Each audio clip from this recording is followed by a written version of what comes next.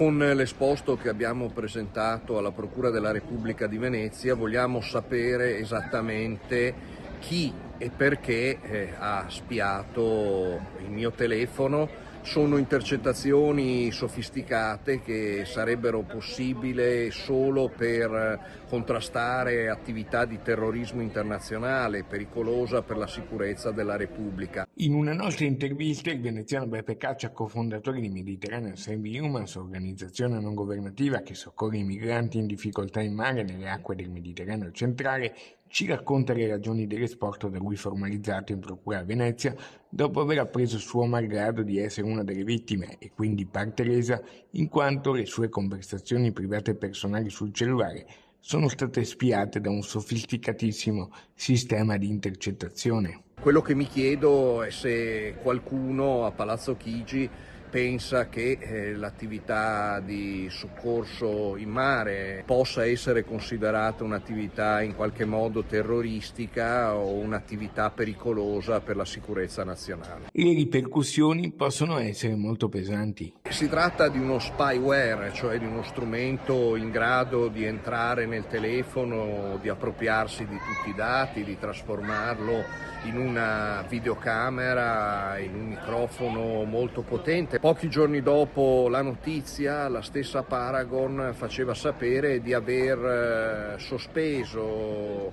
il contratto in essere con 2 agenzie di intelligence controllate dal governo italiano. Si tratta di un'attività governativa commessa ai danni del sottoscritto, di Luca Casarini, di Don Mattia Ferrari, cappellano di bordo della nostra nave Mare Ionio. La parola poi a Luca Casarini. Io non so chi ci ha spiato, di sicuro questo strumento ce l'hanno a disposizione solo i governi oppure delle entità molto potenti con molti soldi che hanno grandi interessi in Libia, perché è sulla Libia che ci hanno spiato, è su questo buco nero che bisogna andare a guardare.